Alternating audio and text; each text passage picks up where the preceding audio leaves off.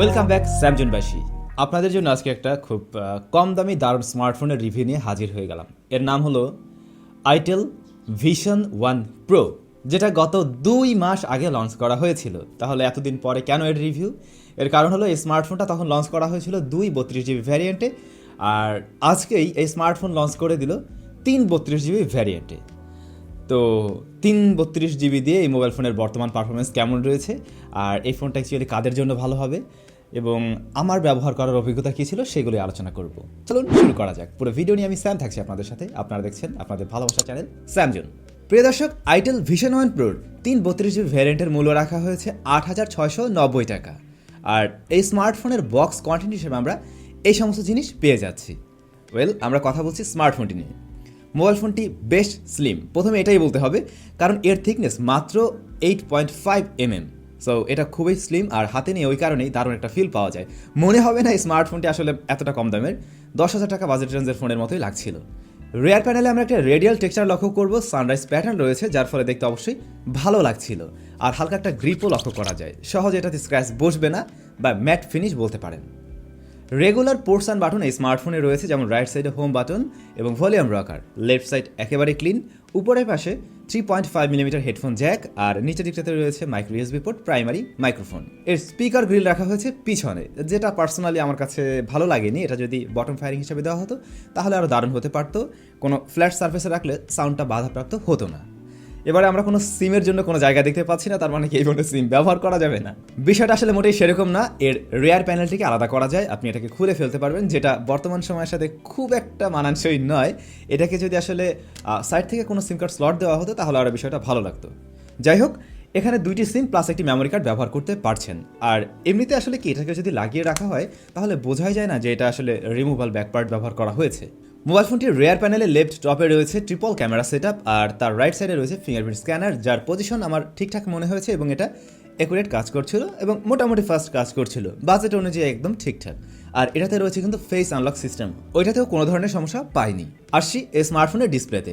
মোবাইলটিতে display হিসেবে দেওয়া হয়েছে 6.5 ইঞ্চ IPS LCD প্যানেল, যা HD+ রেজুলেশনের। এরকম বাজেটে HD+ হবে এটাই স্বাভাবিক, তবে এই ডিসপ্লেটা বেশ দারুণ, কারণ এখানে খুব ভালো রকমের একটা ব্রাইটনেস পাবেন। সাধারণত এরকম কম দামি স্মার্টফোনগুলোতে আমরা ততটাও ব্রাইটনেস পাই না, সানলাইটে গেলে স্ট্রাগল করে, খুব একটা দেখাও যায় না। কিন্তু এইটার ব্রাইটনেস লেভেলটা যথেষ্ট ভালোই ছিল। যথেষ্ট না আমি বলবো, একদম প্রপার সানলাইটও আপনি ঠিকভাবে এটাকে দেখতে পারবেন। কালার রিপ্রোডাকশন ভালো পেয়েছি, কালার নেগেটিভিটি পাওয়া যায়নি, আর সাইড থেকে কালার শিফটিং হতে ততটাও লক্ষ্য করা যায়নি। IPS-এ কিছুটা হয়, তবে ততটাও নয়। তো আমার যা মনে হলো এই স্মার্টফোনের ডিসপ্লেটাও একটা বিশেষ আকর্ষণ হতে পারে যারা কিনা কন্টেন্ট লাভার রয়েছেন, প্রচুর পরিমাণে ভিডিও টিডিও দেখে থাকেন তাদের জন্য। কারণ ডিসপ্লেটাতে একটা ভালো ব্রাইটনেস পাচ্ছেন, একই সাথে কালারটাও মোটামুটি ভালো রয়েছে এই বাজেট অনুযায়ী। আর এই ডিসপ্লেতে রয়েছে একটি ওয়াটারড্রপ নচ, চিন বা বেজেলস এভারেজ বলা যায়, তবে নিচের চিনটা যদি আরেকটু ন্যারো রাখা যেত দেখতে অবশ্যই আরও দারুণ লাগতো। টাচ রেসপন্স ঠিকঠাক ছিল, ল্যাটেন্সি জনিত সমস্যা পাইনি। আর এই ফোনের ডিসপ্লেকে কোনো ধরনের গ্লাস দিয়ে প্রোটেকশন করা হয়েছে কিনা সে ব্যাপারে কোনো অফিসিয়াল তথ্য আমার জানা নেই, তাই আপনাদের জন্য সাজেশন থাকবে এর সাথে অবশ্যই একটি স্ক্রিন প্রোটেক্টর ব্যবহার করুন। আসছি এই স্মার্টফোনের পারফরমেন্সে। মোবাইল ফোনটি 2টি ভ্যারিয়েন্টে বাংলাদেশ মার্কেটে পাওয়া যায়, 232 এবং 332। আমাদের কাছে যেটা রয়েছে এটা 332, যেটা কিনা আজকেই লঞ্চ করা হয়েছে। এর প্রসেসর হিসেবে দেওয়া হয়েছে ইউনি SoC SC9832E, যেটা একটি quad core processor, octa core processor নয়, কোয়াড কোর প্রসেসর। এর সর্বোচ্চ ক্লক স্পিড 1.4 GHz। স্মার্টফোনটির অপারেটিং সিস্টেম হিসেবে রয়েছে AndroidTM বেসড কাস্টম UI, তবে এখানে যে অ্যান্ড্রয়েড ভার্সনটা দেওয়া হয়েছে তা কিন্তু গো এডিশনের। তবে আমার যা মনে হয় এরকম বাজেটের জন্য বা একদম এন্ট্রি লেভেল বাজেটের স্মার্টফোনগুলোতে অবশ্যই গো এডিশন দেওয়াটাই যুক্তিসঙ্গত, এতে করে ফোনের পারফরমেন্স আরেকটু বেটার পাওয়া সম্ভব। তো আপনাদের উদ্দেশ্যে সাজেশন থাকবে এই স্মার্টফোনটা যদি আপনি কিনেন সেই ক্ষেত্রে অবশ্যই লাইটার ভার্সনের যে অ্যাপসগুলো রয়েছে সেগুলো ব্যবহার করুন। যেমন ধরুন ইউটিউবের লাইটার ভার্সন রয়েছে, তারপর ফেসবুকের, যেগুলো ব্যবহার করলে এই ফোনের উপরে প্রেশারটা একটু কম পড়বে।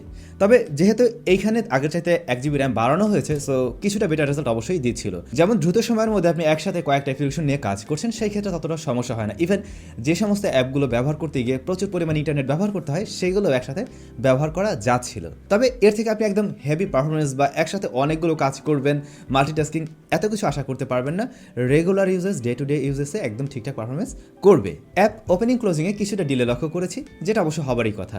আর এই মোবাইল ফোনের সাথে কিন্তু আপনি বেশ কিছু ব্লোটওয়্যার পেয়ে যাবেন, ফ্রিতেই পেয়ে যাচ্ছেন, যেগুলো না দিলেও পারতো আর না দেওয়া উচিত বলেই আমার মনে হয়। আর আমাদের মাঝে যারা কিনা এই স্মার্টফোনটি দিয়ে গেমিং করতে চাচ্ছেন তাদের উদ্দেশ্যে বলবো আপনি এটাতে ভারী গেমগুলোকে চালাতে পারবেন না। আমি এখানে PUBG COD রান করেছিলাম, যেগুলো চলে খুব কষ্টে আর কি, ওগুলো না চালানোই ভালো হবে। পাবজির তুলনায় সিওডিটা মোটামুটি বেটার পারফর্ম করেছে। আর এমনি ছোটো গেমগুলো যদি খেলেন লাইক টেম্পল রান বা আরও ছোটো টাইপের যে গেমগুলো থাকে, এগুলো যদি আপনি প্লে করেন সেগুলো অনায়াসেই চালানো যাচ্ছিল। আর ফ্রি ফায়ারটাকে মোটামুটি চালানো যায়। তো ফাইনালি পারফরমেন্স এসে বলা যায় আগের চাইতে যেহেতু একটু র্যাম বাড়ানো হয়েছে, স্লাইডলি একটা বেটার রেজাল্ট আপনি পাচ্ছেন, কিছুটা বেটার পারফর্ম করে। কিন্তু গেমিং রেজাল্ট যে অনেক আহামরি বেড়ে গেছে এমনটা নয়। আপনি বেসিক গেমিং করতে চাইলে করতে পারবেন, আর রেগুলার কাজের ক্ষেত্রে কিছুটা সহায়তা পাবেন আগের তুলনায়। এই হচ্ছে গিয়ে এর পারফরমেন্সের বিষয়। এবারে কথা বলা যাক এই স্মার্টফোনের ক্যামেরা নিয়ে। মোবাইল ফোনটির রেয়ারে থাকছে ট্রিপল ক্যামেরা সেটআপ, যার প্রধান সেন্সরটি 8 মেগাপিক্সেলের, বাকি দুটো ভিজিএস সেন্সর, যার একটি পোর্ট্রেট তোলার ক্ষেত্রে বা ডেপথ সেন্স করার ক্ষেত্রে ব্যবহার হবে, আরেকটি maybe AI sensor. Front facing হিসেবে রয়েছে 5 মেগাপিক্সেলের ক্যামেরা। তো এর যে মেইন ক্যামেরা তা একদম প্রপার লাইটিং কন্ডিশনে মোটামুটি ছবি দিয়েছিল, ভালো শার্পনেস এবং ডিটেলস ধরে রাখতে পারছিল ভালো লাইটিং কন্ডিশনে, কিন্তু ডাইনামিক রেঞ্জটা ততটা ভালো ছিল না। কালার ছিল ক্লোজ টু ন্যাচারাল, যেটা অবশ্যই ভালো বিষয়। তবে যদি লো লাইটে চলে আসেন তাহলে বেশ কিছুটা নয়েজের দেখা পেয়ে যাবেন। লো লাইট ফটোগ্রাফি ততটা ভালো পাইনি। রয়েছে পোর্ট্রেট মুড, ব্যাকগ্রাউন্ড ব্লার করে ছবি তুলতে পারবেন, যেটা বলা যায় বাজেট অনুযায়ী ঠিকঠাক রেজাল্ট করছিল। এস ডিরেকশন খুব একটা খারাপ ছিল না, মেইন সাবজেক্টকেও মোটামুটি ভালোই রাখছিল। ফোনটা দিয়ে ভিডিও রেকর্ড করা যাবে সর্বোচ্চ 1080p 30 fps এ। ভিডিও কোয়ালিটি একদম অ্যাভারেজ, কোনো ধরনের স্টেবিলিটিও নেই। ফ্রন্ট ফেসিং হিসেবে রয়েছে 5 মেগাপিক্সেলের ক্যামেরা, যেটা আমার মনে হলো তুলনামূলকভাবে ভালো ছবি দিয়েছে। শার্পনেস ডিটেলস ভালোভাবে ধরে রাখতে পারছিল, তবে ডাইনামিক রেঞ্জের সমস্যা এখানেও রয়েছে, কিন্তু তারপরও চালিয়ে নেওয়ার মতো। আর এখানেও কিন্তু আপনি পোর্ট্রেট মোড পেয়ে যাচ্ছেন, চাইলে ব্যাকগ্রাউন্ডকে ব্লার করে ছবি তুলতে পারছেন। তো এর বোথ সাইডের ক্যামেরা নিয়ে যদি ফাইনালি বলি, রেয়ারে 3টা ক্যামেরার জায়গায় 2টা দিলেও চলতো, একটি না দিয়ে বরঞ্চ মেইন শুটারটাকে আরেকটু বড় করে দেওয়া যেত, লাইক 13 মেগাপিক্সেল যদি দেওয়া হতো তাহলে হয়তো এর থেকে আমরা আরেকটু বেটার রেজাল্ট পেতাম। আর ফ্রন্ট ফেসিং যা রয়েছে খারাপ নয়। তো মোটামুটি এই ক্যামেরাটা কি বাজেটের অ্যাভারেজ আমি বলতে পারি। এরপরে রয়েছে এই ফোনের ব্যাটারি, যেখানে 4000 মিলিঅ্যাম্পারের ব্যাটারি দেওয়া হয়েছে, আর এর বক্সে আপনি পেয়ে যাচ্ছেন 5 ওয়াটের চার্জার।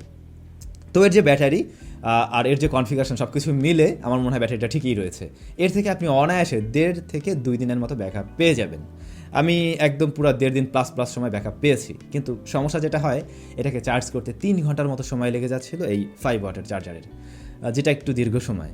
চেক করা হয়েছিল এর মেইন স্পিকার কোয়ালিটি, যেটা আমার মনে হয় যথেষ্ট লাউড অ্যান্ড ক্লিয়ার। আর এর যে এয়ারপিস, এর সাউন্ড কোয়ালিটিও খারাপ ছিল না।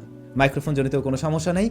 তবে এই স্মার্টফোনে বেশ কিছু সেন্সরের ঘাটতি রয়েছে, যেমন জাইরোস্কোপ সেন্সরটি দেওয়া হয়নি, লাইট সেন্সর নেই। তবে জাইরোটা দিলে মনে হয় ভালোই হতো আর কি। আর ওভারঅল সব কিছু মিলে মোটামুটি ঠিকঠাক রয়েছে। এখন 8690 টাকায় এই প্যাকেজের যে বিষয়গুলো আর কি আমার পার্সোনালি মনে হচ্ছে একটু উইক, তাহলে এর প্রসেসরটাকে আর একটু বেটার কিছু দেওয়া যেত, আর এর ক্যামেরাটা মনে হয় আর একটু বেটার দিতে পারতো। কিন্তু এর বাইরে যদি বলি, ফোনটা খুবই স্টাইলিশ, এবং ফোনটার যে ডিসপ্লে আর ব্যাটারি, এই জিনিসগুলো আবার বেশ ভালো পেয়েছি, বিশেষ করে ডিসপ্লেটা। তো এই বিষয়গুলো যদি আপনার সাথে ম্যাচ করে দেন আপনি চাইলে নিয়ে নিতে পারেন। তো ভাই ব্রাদার, আমাদের আজকের এই ভিডিওটি কেমন লাগলো? ভালো লাগলে লাইক দিতে ভুলবেন না, কমেন্টস করে আপনার মতামত জানান, আর চাইলে বন্ধুদের সাথে শেয়ার করতে পারেন, আমার একটু ভালো লাগতো। আপনাদের সাথে আবার দেখা হয়ে যাবে নতুন একটা ভিডিওতে।